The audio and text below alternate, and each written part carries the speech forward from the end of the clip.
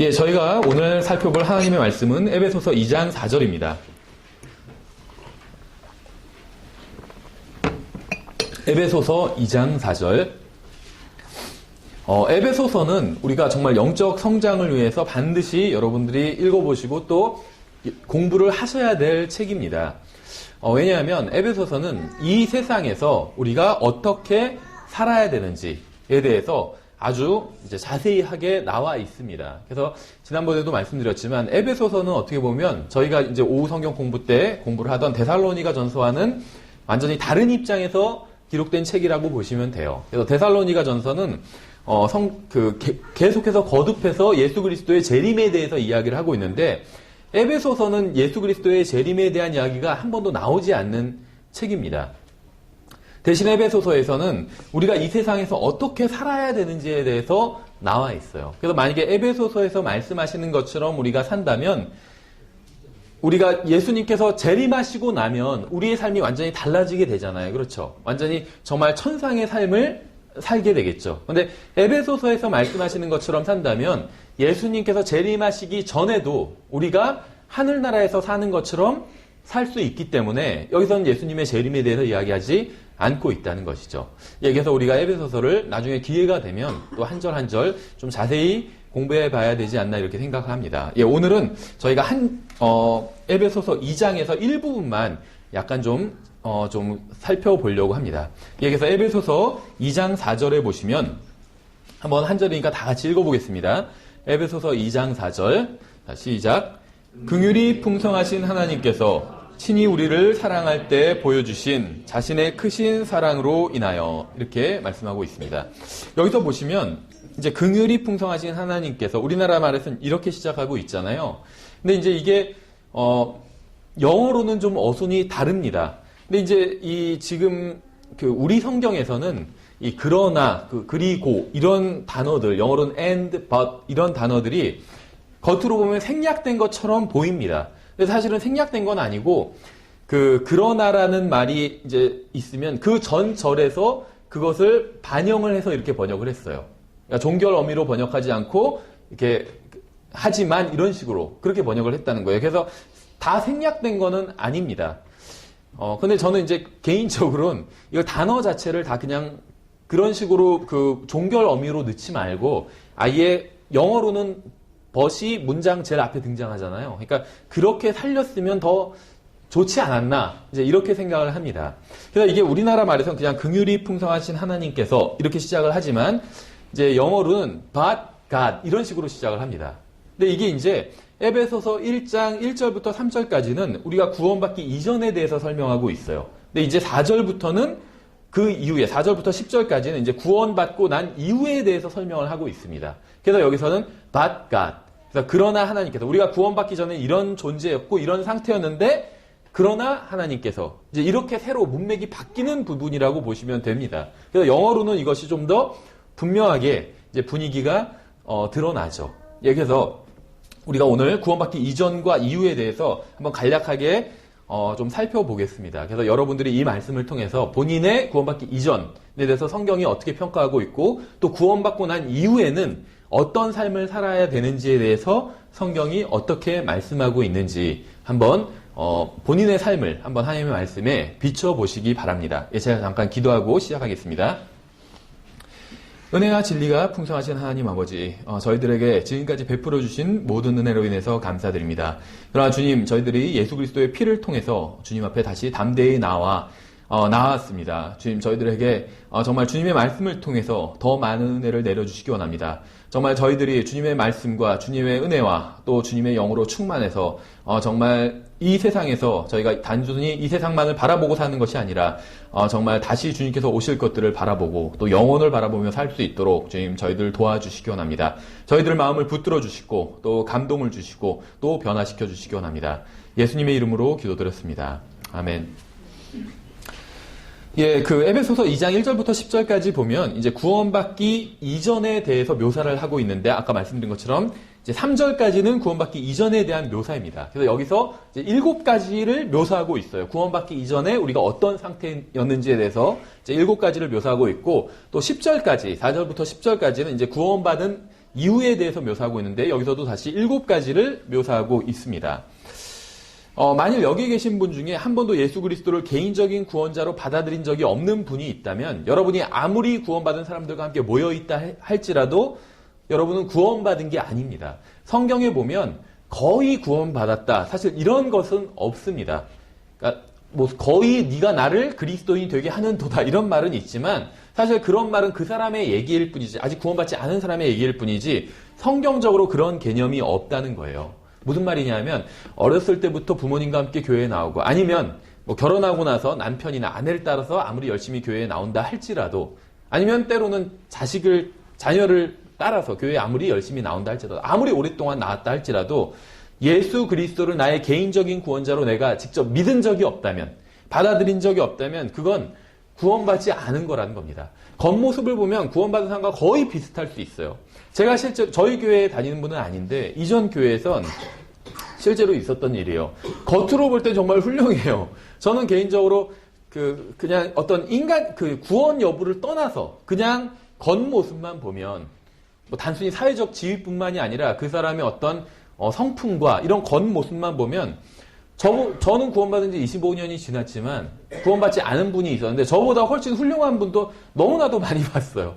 다른 사람도 제가 그냥 괜히 겸손하게 얘기하는 게 아니라 다른 사람이 봐도 비슷한 평가를 내릴 거라고 생각을 합니다. 실제로 그 같은 교회에 참석했었는데 열심히 교회도 나와요. 헌금도 합니다. 헌금도 해요. 교회도 열심히 나오고 성경 공부도 누구보다 열심히 참석을 했었어요. 근데 본인 입으로 얘기를 했었어요. 아직 예수님을 자기는 믿지는 않았다 이렇게. 그러니까 구원받지 않은 거죠 분명히. 근데 겉으로 보면 구원받은 사람보다 훨씬 더 훌륭한 모습을 보여줬었다는 거죠. 그러니까 어떻게 보면 거의 구원받은 것 같은 모습을 보여줬지만 사실은 거의 구원받았다는 말은 전혀 구원받지 않았다는 말과 같은 거죠. 예를 들면 제가 손을 뻗쳐서 천장에 닿으려고 하는데 거의 닿았다 이 말은 사실은 전혀 닿지 못했다는 말과 같은 말이라는 것이죠. 그렇죠. 닿았던지 닿지 못했던지 둘 중에 하나라는 겁니다. 구원받았던지 구원받지 못했던지. 정말 예수님께서 십자가 위에서 예수님께서 죽으신 이유가 나의 죄 때문에 죽으셨다. 그것을 내가 믿지 않는다면 구원받지 않은 거예요. 다른 무엇을 믿는다 할지라도 구원받지 않았다는 겁니다. 그래서 여러분이 예수 그리스도를 개인적인 구원자로 받아들이지 않았다면 여러분이 아무리 교회 수를 열심히 나와도 전혀 구원받지 못한 거란 것이죠. 이건 뭐 도덕적인 평가가 아닙니다. 우리보다 못하다. 우린 예수님을 믿고 구원받았는데 저 사람 믿지 않겠다. 저 사람 나쁜 사람이고 우리가 훨씬 좋은 사람이다. 이런 얘기가 아니라는 거예요. 구원받지 못한 사람들은 착각을 해요. 우리는 구원받았다. 그리고 당신들은 예수님을 믿지 않기 때문에 구원받지 못했다. 이런 얘기를 하면 착각을 합니다. 마치 우리가 그 사람들보다 도덕적으로 더 낫다는 얘기를 하는 것처럼 착각을 합니다. 근데 이제 구원은 단순한 어떤 도덕적인 평가가 아니에요. 구원받은 사람보다 구원받지 못한 사람이 훌륭한 경우는 너무나도 많이 있어요. 그렇죠. 그렇죠. 심지어 뭐 그냥 구원받은 사람이 아니라 목사들도 막 사고 치는 목사들 많잖아요. 그게 단순히 뭐 다른 사람 얘기가 아니거든요. 누구나 그렇게 될 수가 있고. 그러니까 단순히 어떤 구원받았다는 건 도덕적인 평가가 아니라는 거죠. 이건 정말 죽어서 어디에 가느냐에 대한 사실을 이야기하는 것이지 단순히 도덕적인 평가는 아니라는 겁니다. 여기 계신 분 중에 예수 그리스도를 개인의 구원자로 받아들인 분들은 일부만 구원받았거나 구원받기 시작했거나 구원받을 수 있는 가능성을 부여받은 게 아니라 완전히 구원받은 거예요. 그러니까 구원에 있어서는 전혀 구원받지 못했던지 아니면 완전히 구원받았던지 둘 중에 하나라는 것입니다. 그렇죠. 근데 그 가르는 기준은 예수님을 개인의 구원자로 믿었느냐 믿지 않았느냐입니다. 그래서 예수님을 믿었으면 그 사람은 완전히 구원받은 거예요. 구원받을 가능성이 생기거나 구원받기 시작했거나 한 것이 아니라 완전히 구원받은 것이고 예수님을 믿지 않으면 전혀 구원받지 못한 것입니다. 그 여부는 사실 본인만 알고 있어요. 그렇죠. 왜냐하면 그거는 마음에 속한 문제이기 때문에. 그렇죠. 구원받았든지 구원받지 못했든지 둘 중 하나입니다. 구원에 있어서는 중간 지대가 없습니다. 여러분은 구원받았거나 구원받지 못했어요. 둘 중 하나입니다. 다시 태어났거나 다시 태어나지 못한 상태입니다. 예수님을 믿고 하나님의 자녀가 되었거나 그렇지 않거나 둘 중 하나의 상태예요. 여러분 자신은. 그래서 여러분 자신이 어느 상태인지 한번 생각을 해보세요. 나는 어느 상태에 있는지. 그거를 누구도 말해줄 수가 없어요. 예전에 가끔 가다가 신앙상담을 이제 요청하시는 분 중엔 자기가 구원받았는지 구원받지 않았는지 물으시는 분이 계셨는데, 물론 이제 그렇게 묻는 게 잘못됐다는 건 아닙니다. 정말 모르면 물어봐야 되는데 사실은 그거는 제가 대답해 줄 수 있는 건 아니었다는 거죠. 저는 다시 오히려 질문을 드릴 수밖에 없었어요. 복음에 대해서 설명을 하고 이 복음을 믿으시냐? 그러면 구원받은 거다. 하지만 제가 구원받았다, 아니다 이렇게 판가름을 해줄 수는 없다. 왜냐하면 그건 마음에 속한 문제이기 때문에. 그래서 본인이 정말 예수 그리스도를 믿는다면, 복음을 믿는다면 구원받은 겁니다. 믿지 않는다면 구원받지 않은 거예요. 이거는 하나님과 본인 자신만 알 수 있는 문제입니다. 여러분이 한번 본인 자신에 대해서 생각을 해보세요. 나는 구원받았나? 구원받지 않았나? 둘 중 하나라는 것이죠. 먼저 이제 구원 이전에 대한 7가지 묘사를 좀 살펴보도록 하겠습니다. 첫째, 1절에서는 범법과 죄들 가운데서 죽었었다고 말씀하고 있어요. 구원받기 전에 우리 상태가 범법과 죄들 가운데서 하나님의 관점에서 봤을 땐 죽어있는 상태였다는 것이죠.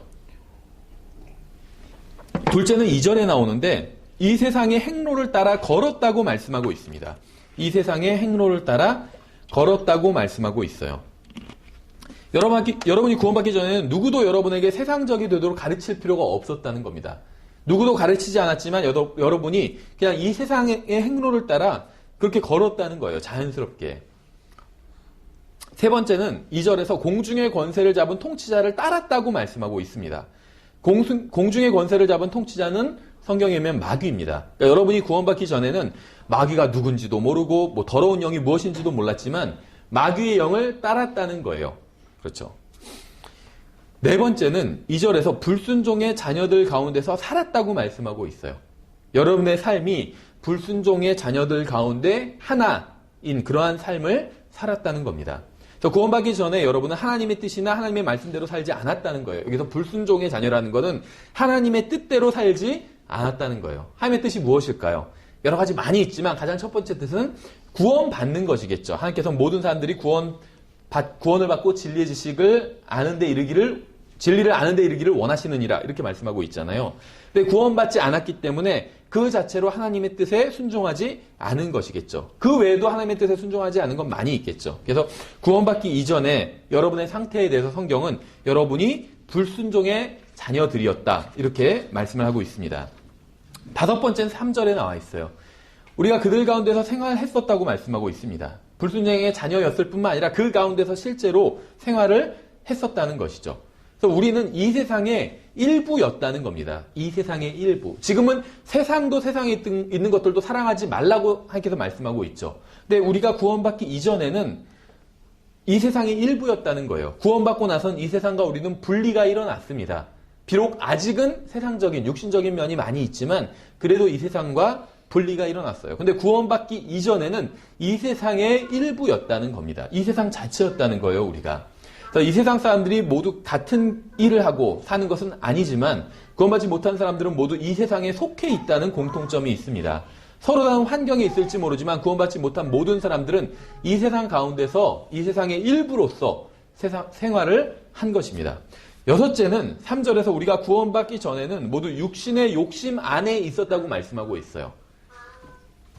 육신의 욕심 안에 있었던 것이죠. 물론 구원받고 나서도 육신의 욕망을 따라서 사는 사람들이 많이 있습니다.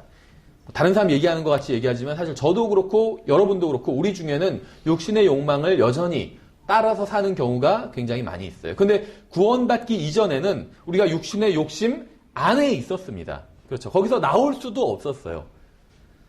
일곱 번째는 3절에서 우리가 구원받기 전에는 육신과 생각의 욕망을 이루어 다른 사람들과 같이 본래 진노의 자녀들이었다고 말씀하고 있어요. 진노의 자녀들. 하나님의 진노를 받게 될 그러한 사람들이었다는 것이죠.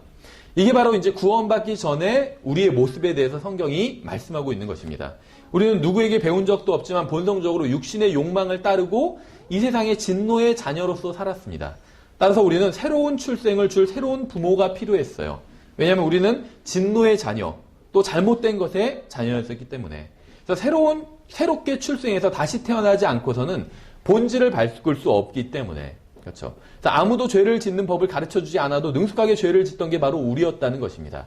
누구도 무엇이 죄인지 알려주기 전에 죄의 본성이 이미 우리 안에 있었기 때문에, 그래서 다른 본성을 갖게 될 필요가 있었다는 것이죠.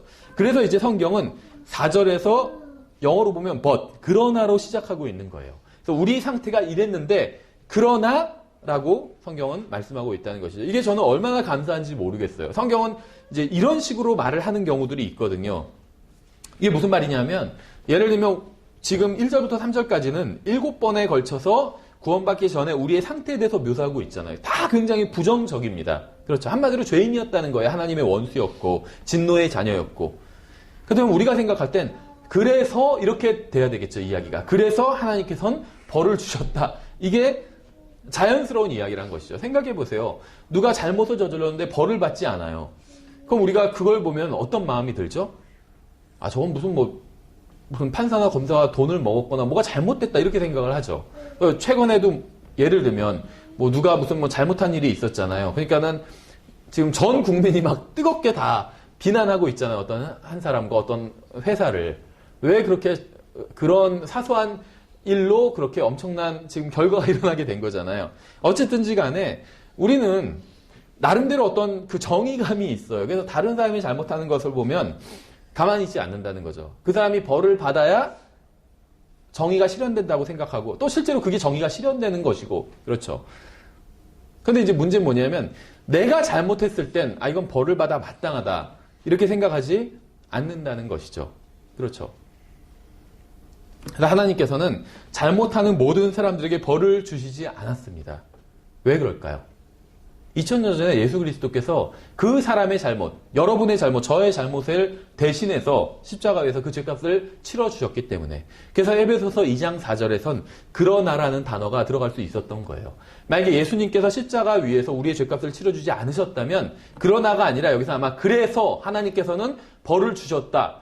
이런 식의 이야기가 전개됐을 겁니다. 근데 예수님께서 십자가 위에서 죄값을 치러주셨기 때문에 그러나 하나님께서 라고 이제 반전이 일어나는 다른 이야기를 하고 있는 거예요. 그래서 에베소서 2장 4절부터 10절까지는 죄를 과거에 우리들이 지었고 죄인이었음에도 불구하고 하나님께서 우리들에게 해주신 선한 일에 대해서 말씀하고 있는 겁니다. 저는 이게 얼마나 감사한지 모르겠어요.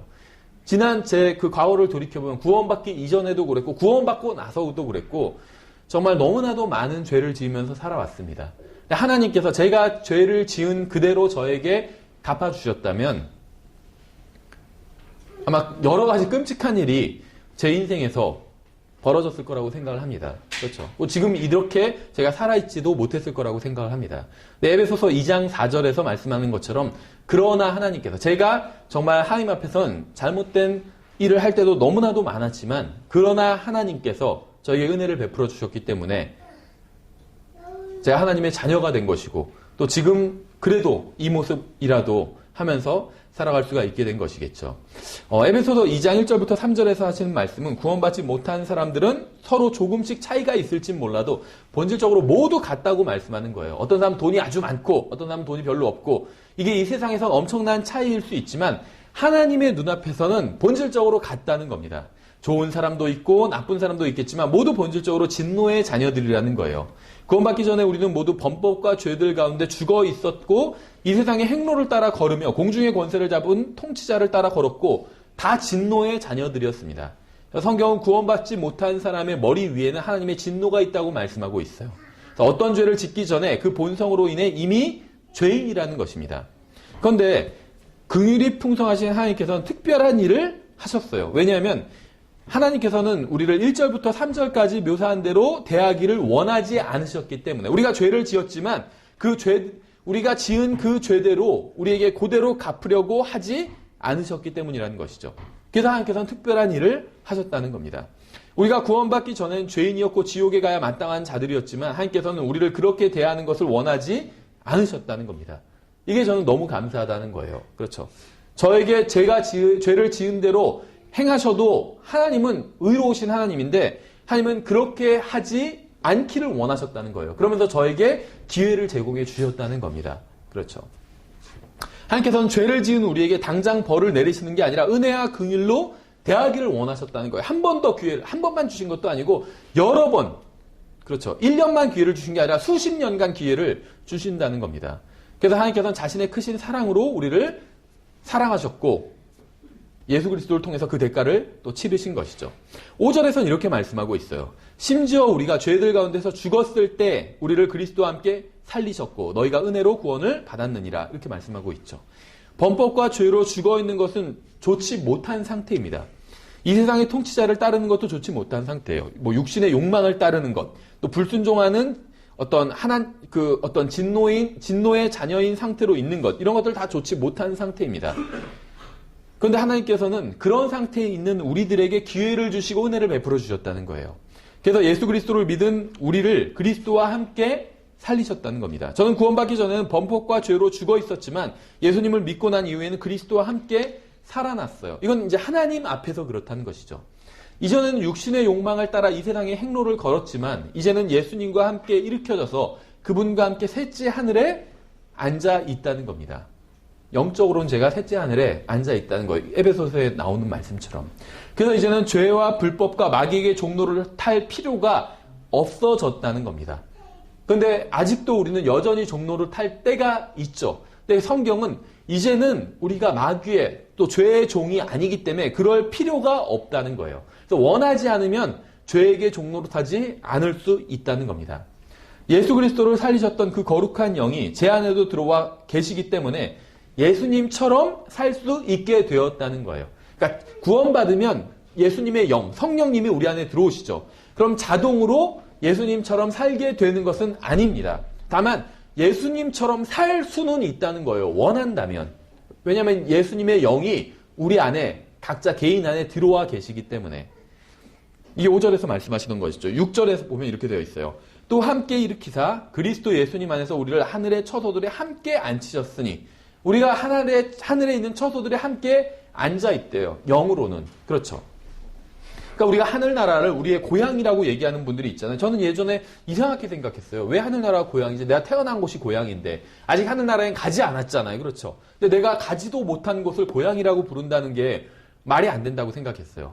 근데 그거는 저의 잘못된 생각이었죠. 왜냐하면 성경에 보니까 우리가 거듭날 때, 다시 태어날 때 하늘나라에서도 무슨 일이 일어났다는 거예요. 그래서 우리가 영적으로는, 우리의 영으로는 예수 그리스도와 함께 하늘의 처소들에 함께 앉게 되었습니다. 그래서 우리는 거기서 출생을 했어요. 그래서 우리가 거기가 하늘나라가 고향이다 이렇게 표현하는 것이 잘못된 표현은 아니라는 것이죠.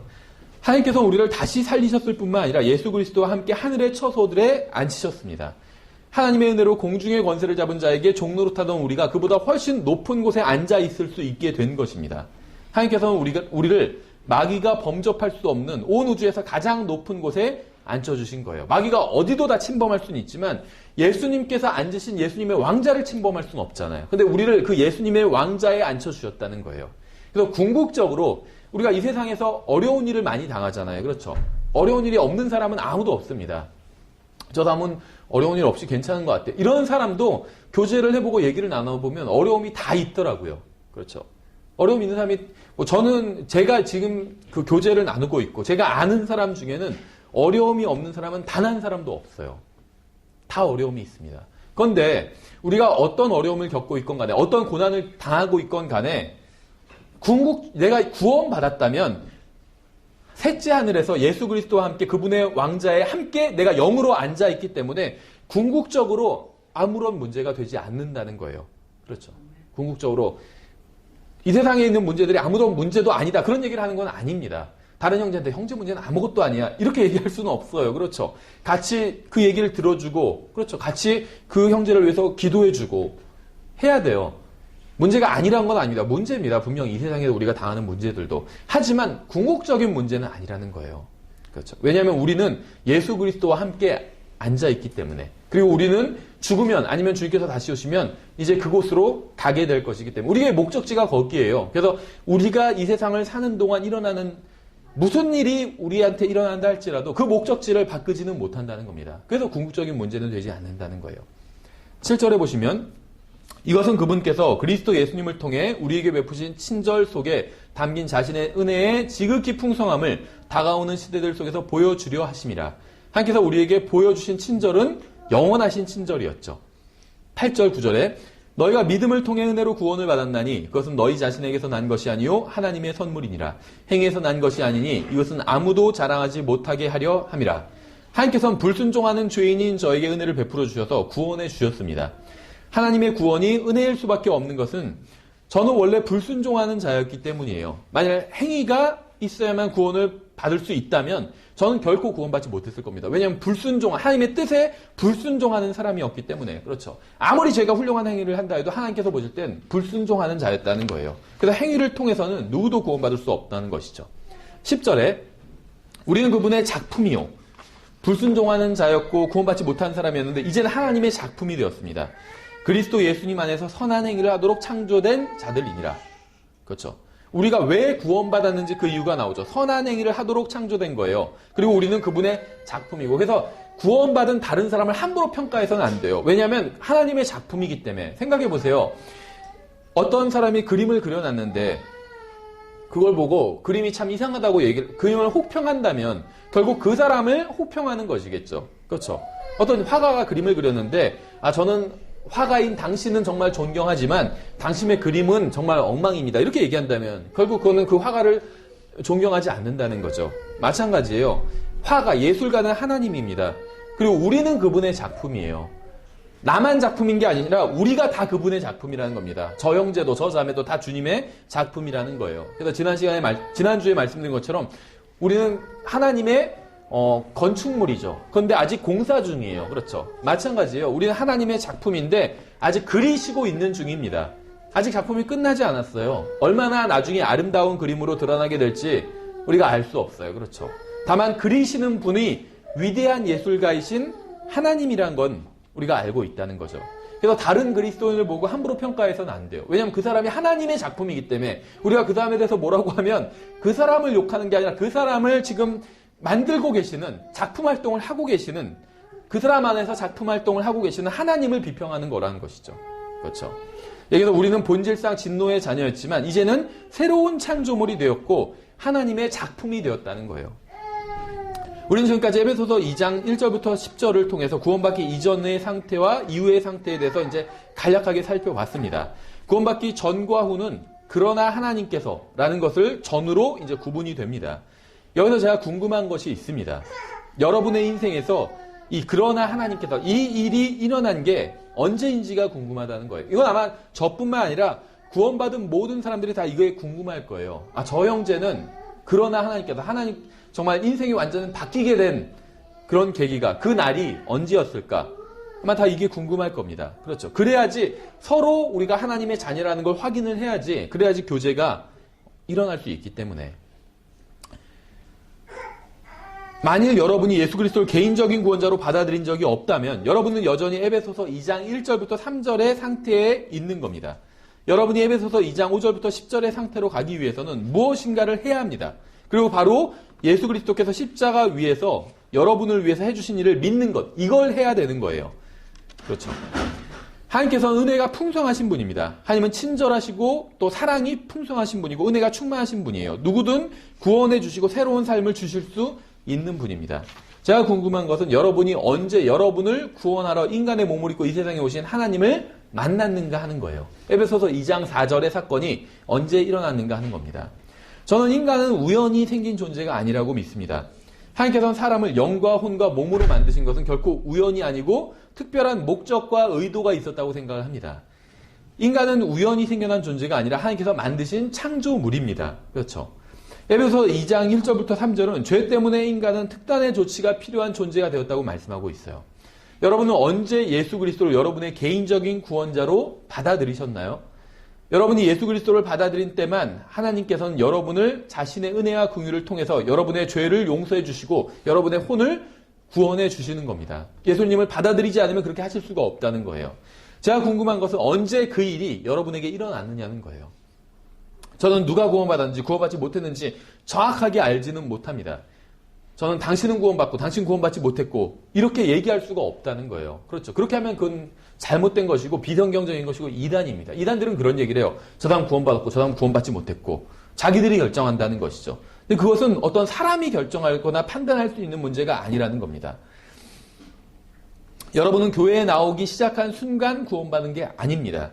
여러분이 우리 교회에 다닌다고 해서 자동으로 구원받게 되는 것도 아닙니다.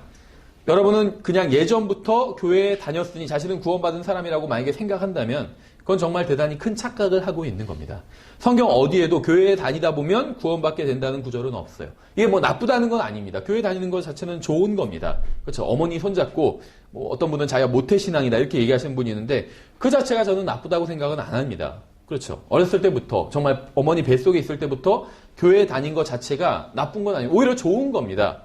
하지만 그것은 구원받은 것은 아니라는 거예요. 아무리 어머니 뱃속부터 어렸을 때부터 교회를 다녔다 할지라도 예수 그리스도를 내가 믿지 않는다면, 왜냐하면 성경은 믿는 자들, 곧 받아들이는 자들, 곧 믿는 자들에게만 하나님의 아들들이 되는 권세를 주신다고 말씀하셨기 때문에, 그래서 예수님을 믿는 것 외에는 그 무엇을 한다 할지라도 구원받은 게 아니라는 거예요. 여러분이 예수 그리스도를 받아들이고 구원받아 하나님의 자녀가 된 때는 언제입니까? 오늘 본문에 나온 것처럼 구원받기 전과 후를 나눠주는 그러나 하나님께서, 지금 에베소서 2장 4절 이 그러나 하나님께서 but God, 이걸로 구원받기 전과 후가 나뉘잖아요. 이 일이 일어난 게 언제였냐는 거예요. 이건 굉장히 중요한 문제입니다. 저는 그냥 하나님을 믿어요 이렇게 얘기하는 사람들이 있어요.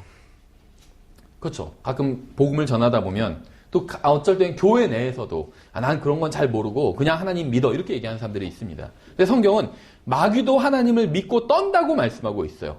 내가 하나님이 계신 줄 믿으니 잘하는도다. 하나님을 믿는 것 자체는 잘하는 겁니다. 저는 누가 하나님을 믿는다고 하면 그걸 뭐 비난할 생각은 없어요. 설사 그 사람이 예수 그리스도 아직 개인의 구원자로 받아들이지 않았다 할지라도 하나님을 믿는 것 자체는 잘하는 일입니다. 성경도 그렇게 말씀하고 있어요. 내가 하나님이 계신 줄 믿으니 잘하는도다. 마귀들도 믿고 떠느니라. 마귀들도 하나님을 믿습니다. 그것도 하나님이 한 분이라고 믿어요. 성경적으로 믿는 거죠. 하지만 구원받지 못했다는 거죠. 심지어 하나님을 두려워하기까지 합니다. 하나님을 믿고 떤대요. 두려워하는 거죠. 그러나 구원받지 못했다는 거예요. 마귀는 하나님을 믿긴 하지만 자신의 구원자로 받아들이지 않았기 때문에 구원받지 못한 거죠. 물론 저는 이제 마귀도 예수님을 구원자로 받아들이면 구원받을 수 있다 이런 얘기를 하는 건 아닙니다. 마귀는 사람이 아니기 때문에, 인간이 아니기 때문에, 영적인 존재이기 때문에 예수님을 지금 믿고 구원받을 수 있다는 그런 성경에 그런 말씀은 없어요. 그렇죠. 그러나 어쨌든 간에 마귀는 저는 그냥 팩트, 사실만 말씀드리는 거예요. 마귀는 한 분 하나님을 믿고 그분을 두려워하기까지 합니다. 하지만 구원받지 못했다는 거예요. 그래서 우리 사람도 마찬가지라는 거죠. 한 분 하나님을 믿고 그분을 두려워해도 예수 그리스도를 믿지 않으면 구원받지 못한다는 겁니다. 성경은 요한복음 3장에서 6절에 육에서 난 것은 육이요 이렇게 말씀하고 있어요. 이 말은 뭐냐면 육체는 항상 육체라는 겁니다. 육에서 난 것은 육이요. 굉장히 단순한 말씀 같지만 엄청난 진리를 담고 있어요. 무엇을 해도 육체는 육체라는 겁니다. 육체 자체가 변하지 않는다는 거예요. 범법과 죄들 가운데 죽었던 여러분이 다시 살아난 것은 언제입니까? 육신의 욕심 안에서 죄에게 종노릇하며 살다가 해방된 게 언제인가요? 불순종의 자녀였다가 하나님의 자녀가 된 것은 언제였습니까? 육신은 항상 육신일 뿐이에요. 육신은 여러분이 살아있는 동안은 항상 육신입니다. 인간에게는 이것을 바꿀 능력이 전혀 없어요. 여러분이 예수 그리스도를 개인적인 구원자로 받아들인 적이 없다면 그 어떤 일을 하고 경험을 해도 여러분은 아무것도 변하지 않은 겁니다. 왜냐하면 육신은 항상 육신이기 때문에. 여러분이 5살 때도 여러분의 육신은 육신이었고 10살 때도 20살 때도 70, 80때도 육신은 그대로 육신이라는 거예요. 하나님께서 무엇인가를 해주시기 전까지, 여러분이 하나님께 요청해서 하나님께서 여러분 안에서 무엇인가를 해주시기 전까진 육신은 항상 육신이라는 겁니다. 근데 감사하게도 성경은 이 얘기만 하고 있는 것이 아니죠. 성경은 성령에서 난 것은 영인이라고 말씀하고 있어요. 이제 반대 얘기를 하고 계신 것이죠. 여러분이 육체적인 출생을 하는 순간 여러분은 육신 안에 들어와 있는 것이죠. 그렇죠. 이게 이제 성경적인 표현이에요. 그분께서 예를 들면 하나님께서 육체 안에서 나타나셨다. 성경이 이렇게 말씀하고 있죠. 이걸 이제 다른 말로 하면 보통 성육신 이렇게 얘기를 하죠. 육체 안에서 나타났다는 거예요, 하나님께서. 다른 말로 하면 육신을 입고 나타났다는 거죠. 근데 성경적인 표현은 육체 안에서 나타났다. 이렇게 얘기하고 있죠. 여러분이 여러분이 출생을 하는 걸 성경적으로 본다면 육신 안에 들어와 있게 된 것이다. 이렇게 표현할 수가 있다는 거죠. 마찬가지로 여러분이 영적인 출생을 하는 순간 여러분은 성령님 안에 들어와 있는 겁니다. 그러니까 여러분이 육신적인 출생을 할 때 육체를 입은 거죠. 그럼 여러분 자신, 우리가 지난 시간에 공부한 것처럼 여러분의 정말 여러분 자신은 혼이죠. 여러분의 혼이 여러분의 육신 안에 있는 거죠. 그걸 다른 말로 하면 출생했다 이렇게 표현하는 거죠. 그렇죠. 근데 마찬가지로 여러분이 구원받는 순간 성령 안으로 들어오게 되는데 그건 여러분이 영 안으로, 성령님 안으로 들어오게 된다는 것입니다. 육신적인 출생이 사실인 것처럼 영적인 출생도 사실입니다. 육신은 항상 육신인 것처럼 성령에게서 난 사람도 항상 성령 안에 있다는 겁니다. 요한복음 3장 7절은 이렇게 말씀하고 있어요. 내가 내게 이르노니 너희가 반드시 다시 태어나야 하리라 한 것에 놀라지 말라 이렇게 말씀하고 있죠. 여러분은 다시 태어난 적이 있으신가요? 여러분은 영적 출생인 둘째 출생을 하신 적이 있으신가요? 육신적인 출생은 여러분의 선택에 의한 것이 아니었죠. 여러분 아버지와 어머니가 여러분을 낳아주신 겁니다. 그렇죠? 여러분은 첫째 출생인 육신의 출생을 위해서 한 게 아무것도 없었어요. 내가 그래도 그때 무엇을 했지 이렇게 얘기할 수는 없다는 것이죠. 그러나 둘째 출생인 영의 출생은 여러분의 선택에 달려 있다는 겁니다. 그러니까 이게 공평한 거예요. 그렇죠? 왜냐하면 이 육신적인 출생은 누구는 정말 부잣집에서 태어나고 누구는 가난한 집에서 태어나고 누구는 정말 훌륭한 부모님 밑에서 태어나고 누구는 정말 자식을 버리는 그런 부모 밑에서 태어나는 경우도 있어요. 그렇죠? 근데 그거는 나의 선택은 아니라는 거예요. 근데 그 나의 선택이 아닌 걸로 인해서 정해진 이 세상에서의 어떤 행복이나 불행은 70년, 80년, 100년을 넘지 않는다는 겁니다. 그렇죠? 잘못된 가정에서 태어나서 잘못된 안 좋은 부모 밑에서 태어나도 그 불행이 100년을 넘지는 않는다는 거예요.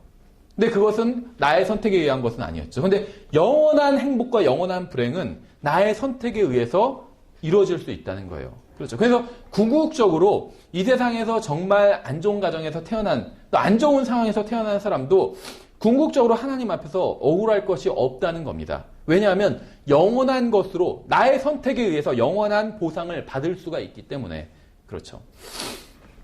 여러분은 죄인으로 태어나 실제로 죄를 짓고 사는 죄인입니다. 이게 성경에서 말씀하시는 죄인이죠. 그래서 하나님의 영광에 이르지 못했다고 말씀하고 있어요. 과거에 구원받기 전에. 그래서 구원자가 필요했죠. 여러분이 예수 그리스도를 믿는 순간 예수님께서는 여러분을 구원해 주셨습니다. 여러분은 자신의 능력이나 업적이나 선행을 믿어서가 아니라 예수 그리스도를 믿어서 구원받았습니다. 그래서 성경은 너희의 믿음을 통해 은혜로 구원을 받았다. 그것은 너희 자신에게서 난 것이 아니요 하나님의 선물이다. 이렇게 분명히 말씀하고 있는 것이죠. 여러분은 언제 이 선물을 받으셨나요? 오늘날 교회 다니는 대부분의 사람들에게는 구원받았냐고 물으면 대부분 자신의 선행이나 체험에 대한 이야기를 해요. 그런데 성경은 하나님의 구원은 인간의 행위에서 난 것이 아니라고 분명하게 말씀하고 있어요. 행위에서 난 것이 아니니 이것은 아무도 자랑하지 못하게 하려. 여기서 말하는 행위는 잘못된 행위를 말하는 게 아니라 좋은 행위를 말하는 겁니다. 왜냐하면 뒤에 보면 이것은 아무도 자랑하지 못하게 하려 함이라 이렇게 말씀하고 있잖아요.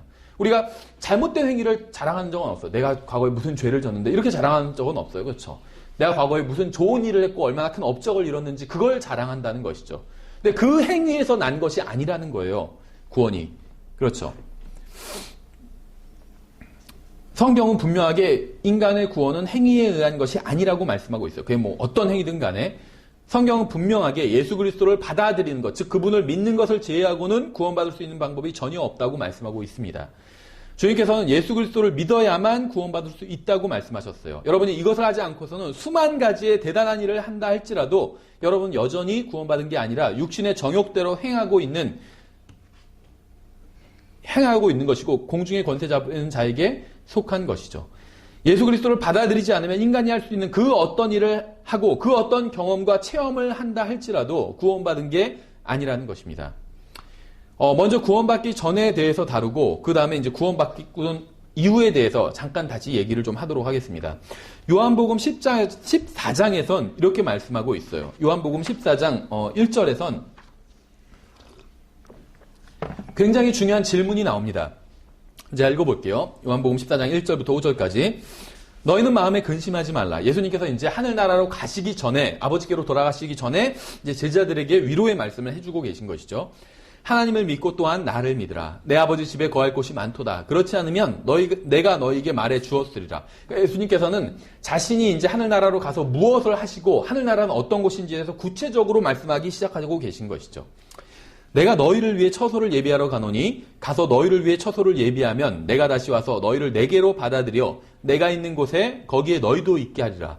내가 어디로 가는지 너희가 알고 또 그 길을 너희가 아느니라. 도마가 그분께 이르되 주여 주께서 어디로 가시는지 우리가 알지 못하거늘 어찌 그 길을 알겠나이까 하매 도마는 지금 정말 중요한 질문을 했습니다. 예수 그리스도를 개인적인 구원자로 받아들인 적이 없으면서도 자신이 죽으면 하늘나라에 갈 거라고 생각하는 사람들이 있어요. 많이 있습니다. 그런 사람들에게 하늘나라에 어떻게 가느냐고 그 길을 물으면 대답을 하지 못해요. 그래서 뭐 그냥 어떻게 가겠지, 아니면 내가 교회 열심히 다녔으니까 갈 수 있지 않을까, 이렇게 생각하는 사람들이 있다는 거죠. 도마처럼 주님께 질문을 해야 돼요. 자기가 어떻게 하늘나라에 가는지 모르면 도마처럼 주님께 질문을 해야 됩니다. 주님 잠깐만요. 주님께서는 우리를 위해서 하늘나라에 가서 처소를 마련하신다고 했고 나중에 우리도 그곳에 있게 될 거라고 말씀하셨는데 우리가 어떻게 그곳에 갈 수 있습니까? 이렇게 물은 거예요. 그렇죠. 예수님께서는 내가 지금 하늘나라에 가서 너희를 위해서 처소를 준비해 주겠다. 그럼 너희도 나중에 여기 오게 될 거다. 이 말씀을 하신 거예요. 그러니까 너희가 근심하지 말아라. 내가 너희와 함께 있다가 떠났다고 해서 근심하지 말아라. 내가 너희를 위해서 처소를 마련해 줄 것이고 너희도 나중에 여기에 오게 될 거다. 이렇게 얘기를 했어요. 그러니까 도마는 가만히 생각해 보니까 어떻게 거기에 갈 수 있는지를 모르는 거예요, 자기는. 예수님께서는 온다고 우리가 가게 될 거라고 말씀하셨는데 어떻게 가게 될지 몰랐던 거죠. 그래서 질문을 한 거예요. 잠깐만요, 예수님. 예수님께서는 우리가 거기에 간다고 말씀하셨는데 우리가 어떻게 가게 될 것이냐고 물은 것이죠. 굉장히 좋은 질문입니다. 만약에 내가 구원을 100% 확신하고 있지 못하다면 하나님께 이 질문을 해야 돼요. 저는 죽으면 어디로 가게 됩니까? 주님 알려주십시오. 제가 죽으면 어디로 가게 될지. 이 문제를 반드시 해결해야 됩니다. 그렇죠. 도마는 이 문제를 해결하려고 했던 거예요. 예수님께서 도마의 질문에 어떻게 대답하셨는지 6절에 나와 있어요. 요한복음 14장 6절에 예수님께서 그에게 이르시되 내가 곧 길이요 진리요 생명이니 나를 통하지 않고는 아무도 아버지께 오지 못하느니라. 하나님을 믿는다고 해서 하늘나라에 갈 수 있는 것이 아니라는 것이죠. 하늘나라에 어떻게 갈 수 있냐고 하니까 이제 구체적인 답변을 주신 겁니다. 교회에 다닌다고 해서 하늘나라에 갈 수 있는 것도 아니죠. 무엇이든 열심히 한다고 해서 하늘나라에 갈 수 있는 것도 아닙니다. 오직 예수 그리스도만이 여러분을 하늘나라로 데려가실 수 있는 겁니다. 여러분은 언제 예수 그리스도를 개인적으로 만나셨나요? 예수님을 언제 개인의 구원자로 믿으셨나요? 여러분은 언제 그분을 나를 위해서 십자가에서 돌아가신 분으로 나를 위한 하나님의 어린 양으로 믿으셨나요? 여러분이 과거에 그 어떤 교회를 다녔건 그 어떤 체험을 했건 상관없이 예수 그리스도를 개인적인 구원자로 받아들인 적이 없다면 여러분은 하늘나라에 가지 못한다는 겁니다. 에베소서 2장으로 다시 돌아가 보겠습니다. 저는 여러분이 모두 구원받은 사람이기를 바랍니다. 여러분은 믿음을 통해 은혜로 구원을 받았어요. 그렇죠. 8절에 보시면 이렇게 되어 있어요. 너희가 믿음을 통해 은혜로 구원을 받았나니 그것은 너희 자신에게서 난 것이 아니요 하나님의 선물이니라. 행위에서 난 것이 아니니 이것은 아무도 자랑하지 못하게 하려 함이라. 우리는 그분의 작품이요 그리스도 예수님 안에서 선한 행위를 하도록 창조된 자들이니라. 하나님께서 그 선한 행위를 미리 정하신 것은 우리가 그 행위 가운데서 걷게 하려 하심이라. 여러분은 구원받지 못한 죄인이었는데 하나님께서는 여러분을 위해 구원의 길을 마련해 주셨습니다. 그리고 이제 하나님께서는 여러분이 구원받고 나서 어떤 사람이 되었으면 좋겠다고 지금 이야기를 이제 하고 계시는 거예요. 그렇죠. 수많은 사람들이 에베소서 2장 1절부터 3절에 머물러 있어요. 누가 머물러 있을까요, 여기? 구원받지 못한 사람들. 구원받지 못한 사람들은 에베소서 2장 1절부터 3절까지에 머물러 있는 겁니다. 구원받은 사람들은, 그런데 문제는 뭐냐면 구원받은 사람들에 대한 묘사가 에베소서 2장 5절부터 10절까지에 이제 되어 있는데 문제는 뭐냐면 구원받은 많은 사람들이 에베소서 2장 5절부터 9절까지에만 머물러 있다는 거예요. 하지만 하나님께서는 자신의 자녀들이 9절에서 멈추지 않고 10절까지 와서 하나님께서 원하시는 사람이 되기를 바라고 계십니다. 여러분 지금 구원받았지만 아직 하늘나라가 아닌 이 세상에 살고 있어요. 이제 굉장히 중요한 이야기를 하겠습니다. 어쩌면 이 이야기를 하기 위해서 이제 오늘 설교 이야기를 한 것입니다. 여러분이 구원받은 후에도 여러분은 여전히 육신 안에 있습니다. 그렇죠. 저도 마찬가지예요. 이게 이제 우리의 문제인 거예요. 제가 육신 안에 있지 않다면 문제가 없는데 육신 안에 있기 때문에 구원받았음에도 불구하고 문제가 있는 거죠. 여러분의 영적 출생이 여러분의 육신적 출생을 무효할 수 없다는 거예요. 그렇죠. 다만 육신의 몸을 벗어나면 그때는 이제 하늘나라에 올라가게 되는 거죠. 왜냐하면 영적으로 출생했기 때문에. 다만 육신 안에 있는 동안은 영적 출생, 이건 정말 좋은 것이지만 이것이 육신의 출생을 무효화할 수는 없다는 겁니다. 육신의 출생은 잘못된 출생이죠. 왜냐하면 썩을 씨에서 난 것이기 때문에. 근데 이것을 영적 출생이 무효화할 수는 없다는 겁니다. 그렇죠? 둘째 출생이 첫째 출생을 무효할 수 없다는 겁니다. 저는 구원받았지만 여전히 육신 안에 있습니다. 거듭났지만 여전히 옛 본성 그대로 가지고 있어요. 이게 저의 문제예요. 그렇죠? 그러니까 우리가 생각하는 우리의 문제와 하나님께서 생각하시는 우리의 문제가 서로 다르다는 걸 알 수 있죠.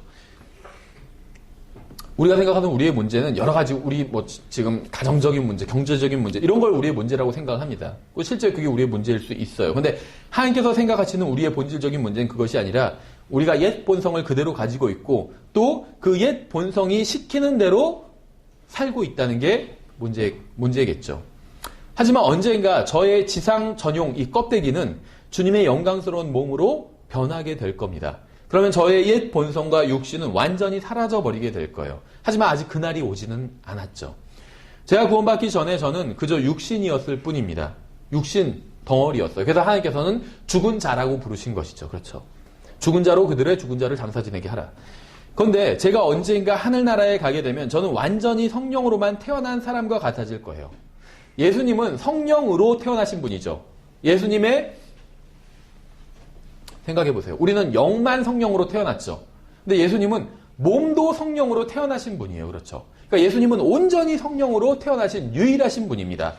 그렇죠. 예수님의 모든 것이 다 성령으로 태어났다는 거예요. 근데 언젠가는 우리도 그렇게 될 거라는 거예요. 지금 우리의 몸은 성령으로 태어나지 않았어요. 영은 성령으로 태어났지만 몸은 썩을 씨에서 태어났습니다. 근데 언젠가는 우리도 온전히 다 성령으로 태어난 사람이 될 거라는 겁니다. 그렇죠. 근데 문제는 뭐냐면 지금은 그렇지 않다는 거예요. 그래서 지금은 그 둘 사이에 껴있다는 겁니다. 제 안에는 성령으로 태어난 사람이 있지만 저의 이 겉사람 육신은 썩을 씨에서 태어난 사람이에요. 근데 저 자신은 그 안에 껴있어요. 그렇죠. 몸이 있고 그 안에 혼이 있고 그 안에 영이 있잖아요. 그러니까 혼은 영과 몸 사이에 껴있다는 겁니다. 그렇죠.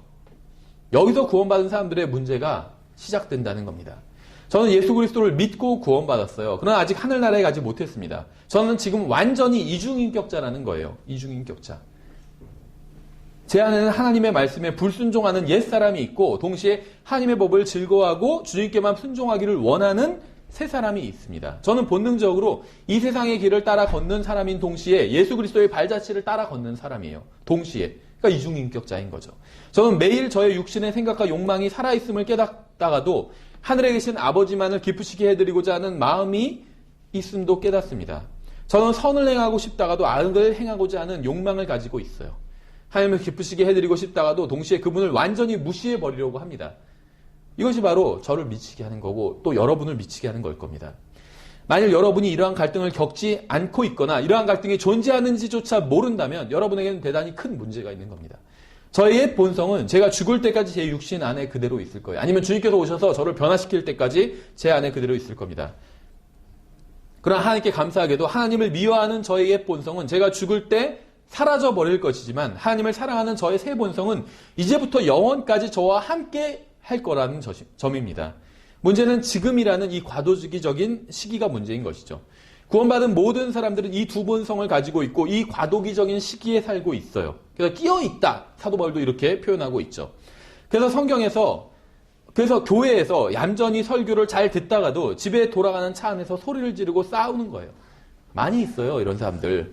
교회에 와서는 같이 막 찬송을 부르고 막 사랑에 대해서 이야기를 하지만 집에 가기도 전에 차 안에서 싸운다는 거예요. 소리를 지르고. 다 경험이 있으실 거예요. 아마. 그렇지 않나요?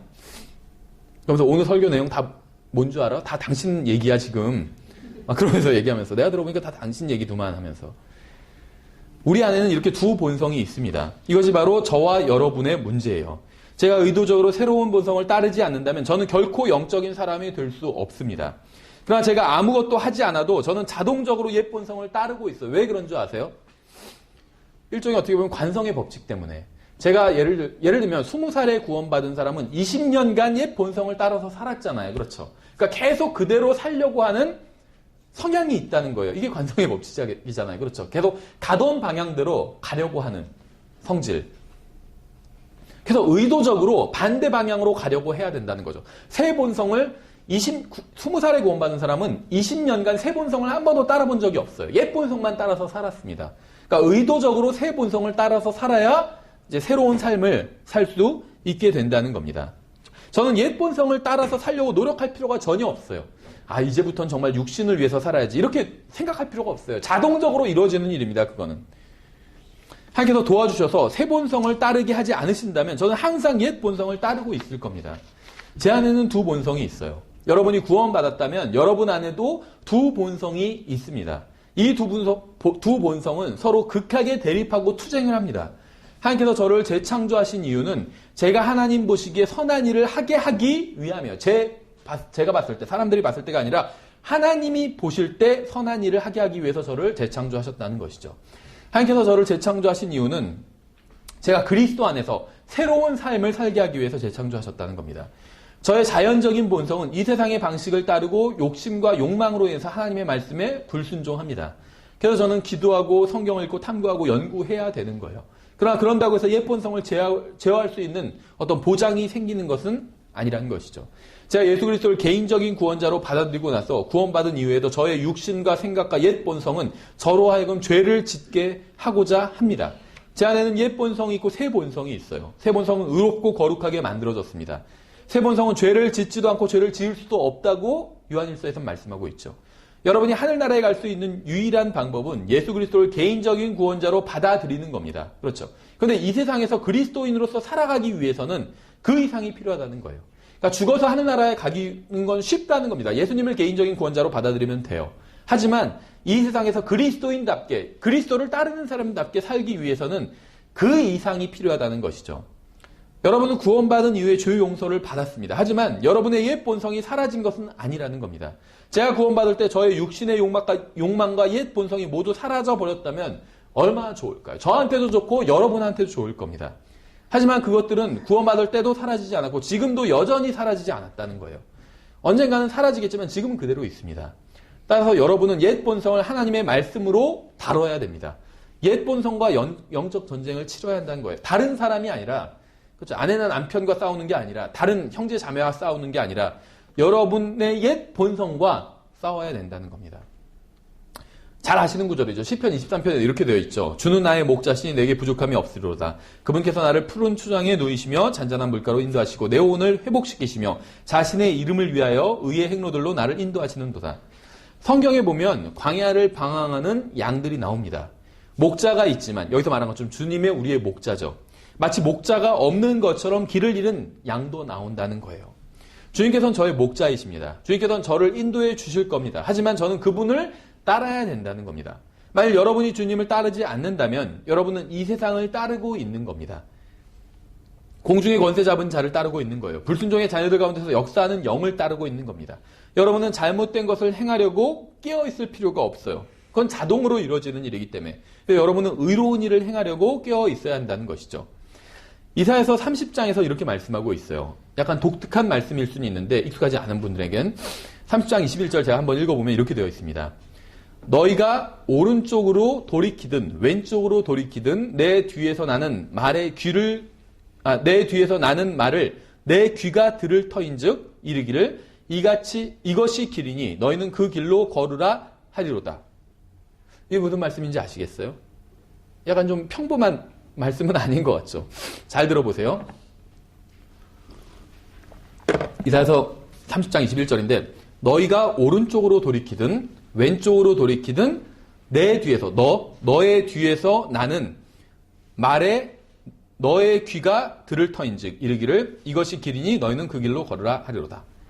이게 약간 이제 성경의 어떤 표현인데 우리식으로 이제 편하게 말씀드리면 우리의 등 뒤에서 우리가 가야 할 길을 알려준다는 거예요. 오른쪽으로 가라, 왼쪽으로 가라 이렇게 알려준다는 겁니다. 그러면은 우리가 그걸 듣는 대로 가라는 거예요. 만약에 우리의 뒤에서 오른쪽으로 가라고 하면 오른쪽으로 가라는 거예요. 왼쪽으로 가라고 그러면 왼쪽으로 가라는 겁니다. 쉬운 얘기예요. 근데 성경은 약간 이걸 약간 시적인 표현으로 다른 식으로 표현하고 있죠. 무슨 말이냐면 여러분은 어렸을 때 부모님으로부터 훈련을 받으면서 자랐을 겁니다. 그렇죠. 그거 먹지 마. 그거 하지 마. 뭐 그런 말 하지 마. 나쁜 친구랑 놀지 마. 어렸을 때 이런 말을 들으면서 자라게 돼요. 이게 필요합니다. 그렇죠. 저희는 아직 단계가 그거 먹지 마 단계예요. 그렇죠. 아직은. 이제 조금 더 자면 그거 하지 마. 또 이제 그런 말 하지 마. 이렇게 얘기해야 되겠지. 지금은 아무 말이나 하면 좋은데 나중에는 그런 말 하지 마. 그런 나쁜 말 하지 마. 이렇게 가르쳐야 되겠죠. 또 나쁜 친구랑 놀지 마. 또 네가 나쁜 친구가 되지 마. 이런 말도 해야 되겠죠. 왜 부모님은 이런 말을 하셨을까요? 우리에게. 지금 왜 또 하고 계실까요? 우리는 오른쪽으로 가야 할지 왼쪽으로 가야 할지 아직 모르기 때문이에요. 어렸을 때는. 그렇죠. 생각해 보세요. 어렸을 때 특히 10대가 되면 자기가 다 안다고 생각을 합니다. 근데 실제로 다 아는 게 아니라 아직 몰라요. 어디로 가야 될지. 그래서 10대까지도 아직 성인이 되기 전에는 부모님의 보호 아래에 있어야 되는 것이겠죠. 여러분 어디로 가야 될지 몰라요. 무슨 결정을 내려야 될지 모릅니다. 어떤 친구랑 사귀어야 될지 어떻게 살아야 될지 몰라요. 그렇죠. 그래서 부모님이 가르쳐 주는 겁니다. 그렇죠. 여러분은 본성적으로 순종하지 않는 불순종하는 존재들이었기 때문에 이런 훈육을 받을 필요가 있었습니다. 누군가 여러분을 바른 길로 인도하고 바른 길로 걷도록 훈련시킬 필요가 있었다는 거예요. 그래서 하나님께서 우리에게 어머니, 아버지, 부모님을 주신 것이겠죠. 부모님의 목적은 여러분이 15살이나 25살이나 35살이 되었을 때, 그러니까 여러분이 이제 성인이 되었을 때 스스로 옳은 것을 행하게 하기 위함이라는 것이죠. 그러니까 단순히 그거 하지 마 한다고 해서 지금 한 번만 그걸 안 하면 되는 게 아니란 거예요. 부모님의 목적은 앞으로도 계속 그걸 하지 말라는 거예요. 그건 잘못된 거니까 그거 하지 마. 이렇게 말씀하신 이유는 앞으로도 그걸 하지 말라는 것이죠. 그렇죠. 왜 이런 걸 가르쳐 주냐면 나중에는 부모님이 이것을 여러분에게 가르쳐 줄 수 없기 때문에. 그렇죠. 아마 아직 여기서 어린 친구들은 때로는 불만이 있을 수 있을 거예요. 왜 부모님이 자꾸 내가 하고 싶은 거 하지 말라 그러고 하기 싫은 걸 또 하라고 하는지. 그런데 부모님은 인생을 더 살았잖아요, 많이. 그래서 나중에 어떻게 될지 알기 때문에 어떤 건 하지 말라고 그러고 어떤 건 하라고 가르쳐 준다는 것이죠. 그리고 결국 그러한 가르침을 통해서 나중에 성인이 되어서도 또 나중에 부모님이 언젠가 돌아가시고 나서도 자녀들이 바른 것을 하고 또 잘못된 것은 하지 않고 계속 살 수 있게 하기 위해서 부모님께서는 그러한 거를 자녀들에게 지금 가르치고 있다는 것이죠. 여러분이 35살에 구원받았다면 그것이 무엇을 의미하는지 아세요? 여러분은 35년간 하나님의 뜻과는 반대로 잘못 사는 법만을 연습한 셈입니다. 그래서 여러분은 하나님의 말씀대로 생각하고 그 말씀에 순종하는 훈련을 받을 필요가 있다는 거예요. 마치 10대 어린 아이들이 훈련을 받아야 되는 것처럼 지금까지 내가 잘못된 삶을 살았기 때문에 앞으로는 바르게 사는 삶을 사는 훈련을 받아야 된다는 것이죠. 마지막으로 누가복음 9장과 14장을 제가 찾아보고 마치도록 하겠습니다. 거의 비슷한 말씀이에요. 많이 들어보신 말씀이에요. 제가 한번 읽어보겠습니다. 이렇게 되어 있어요. 누가복음 9장 23절에 또 그분께서 그들 모두에게 이르시되 어떤 사람이 나를 따라오려거든 자기를 부인하고 날마다 자기 십자가를 지고 나를 따를지니라. 십자가를 지고 나를 따라오다. 이런 말씀이죠. 누가복음 14장도 비슷한 말씀입니다. 26절에 어떤 사람이 내게 오면서 자기 아버지나 어머니나 아내나 자녀나 형제나 자매나 참으로 자기 생명도 미워하지 아니하면 능히 내 제자가 되지 못하고 누구든지 자기 십자가를 지고 나를 따라오지 아니하는 자도 능히 내 제자가 되지 못하리라. 저는 구원받기 전에는 예수 그리스도를 믿지 않으면 아무런 희망이 없는 비참한 죄인이었어요. 그러나 그러한 사실을 모르고 살아왔죠, 저는. 결국 성령님께서 오셔서 제가 누구인지 깨닫게 해주셨어요. 그렇죠. 에베소서 2장 1절부터 3절에 기록된 이러한 사실들을 제가 알게 해주셨다는 겁니다. 그래서 제가 예수님을 믿을 수 있었던 것이죠. 그래서 제가 그러한 사실을 나는 하나님 앞에서 죄인이었구나.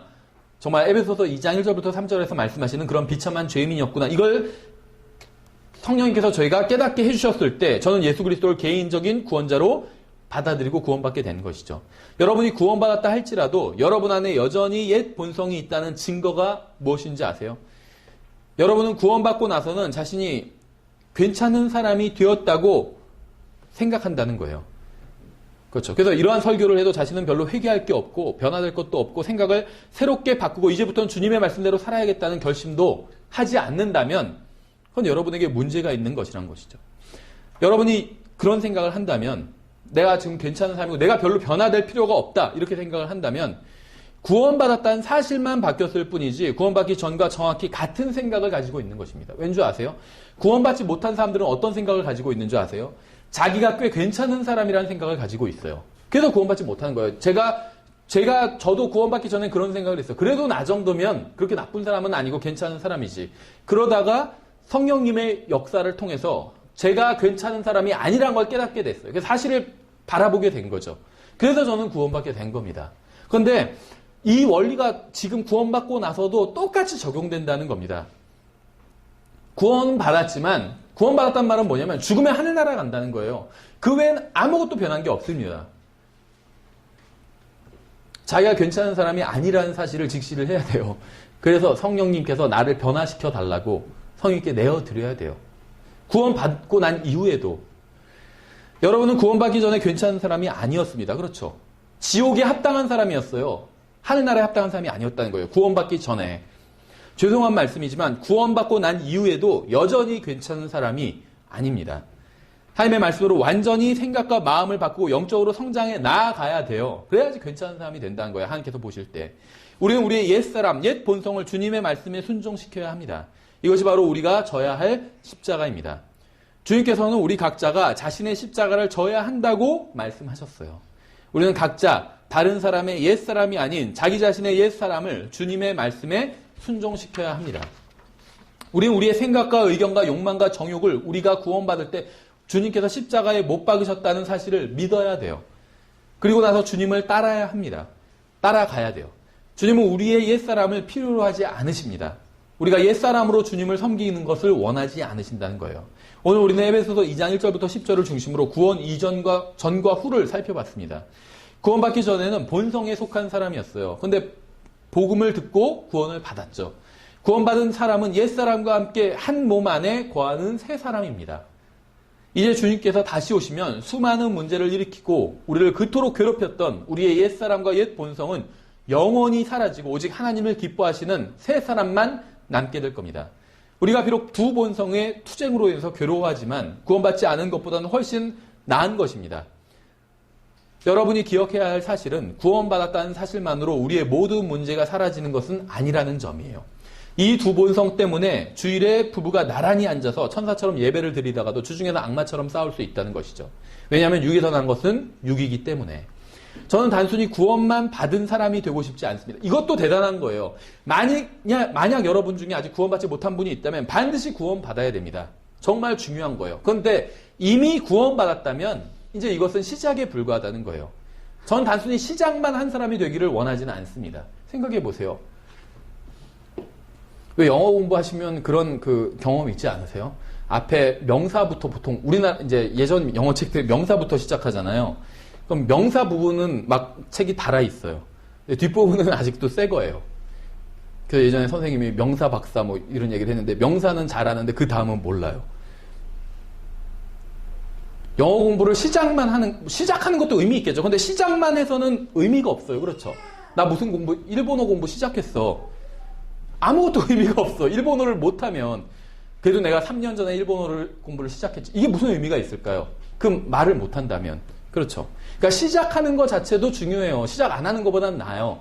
근데 시작만 한 것으로는 아무런 의미가 없다는 겁니다. 그렇죠. 마찬가지예요. 구원받았다는 건 이제 하나님과 동행하기 시작한 겁니다.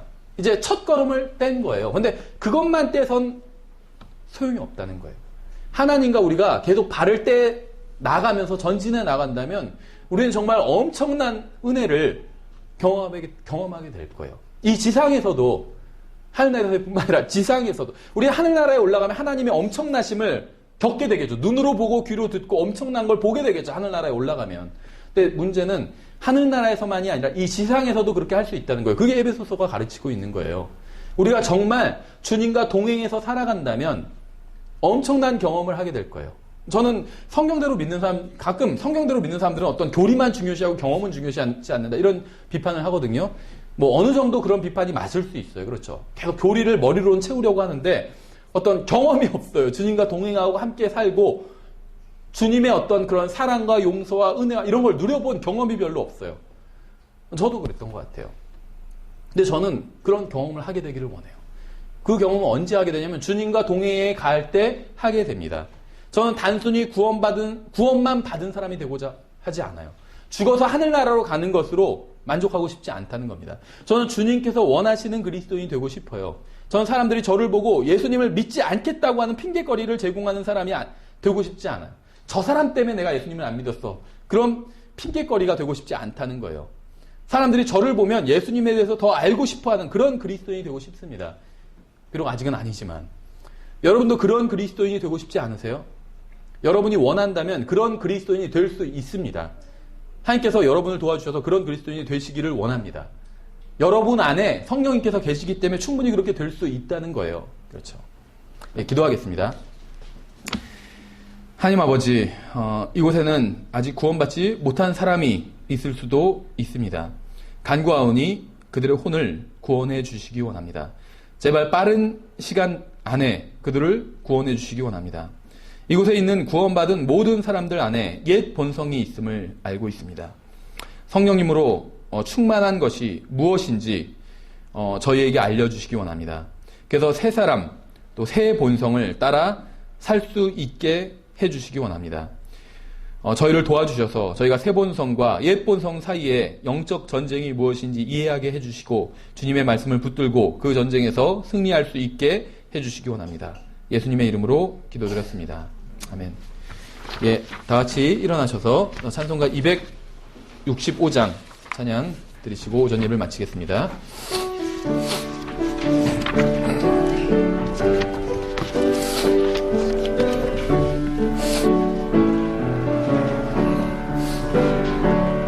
나는 인생의 산과들 방황하며 삶의 의미를 찾았지만 내가 얻은 건 공허와 깊은 실망 귀한 세월만 다 보냈네. 어느 날 주님이 나를 부르시어 사랑의 품에 안으실 때 나는 주님께 매혹돼 이끌리어 인생의 참뜻 알게 됐네. 이제 영광의 주 예수 얼굴 볼 때 날 위해 가시관 쓰셨네. 못 박힌 두 손 상처도 생생하여 나는 사랑의 손 잡았네. 지금 난 여기서 그리스도 누려 날로 그와 더 친근해져 시냇물 흘러 바다에 돌아가듯 나는 주 안에 잠겨지네.